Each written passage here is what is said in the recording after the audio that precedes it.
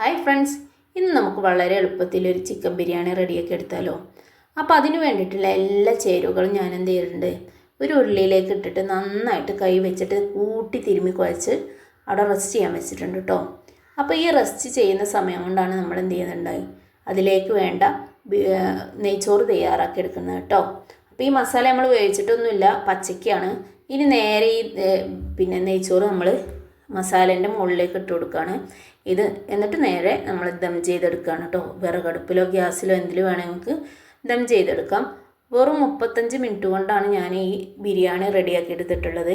ഇതിൻ്റെ ചേരുവകളൊക്കെ പെട്ടെന്ന് തയ്യാറാക്കി വെക്കുകയാണെങ്കിൽ നമുക്ക് 35 മിനിറ്റ് കൊണ്ട് ഇത് റെഡിയാക്കി എടുക്കാൻ പറ്റും കേട്ടോ. അപ്പോൾ നിങ്ങൾക്ക് ഇതിൻ്റെ ഫുൾ വീഡിയോ വേണ്ടവരുണ്ടെങ്കിൽ നിങ്ങൾ കമൻറ്റ് ചെയ്യുക.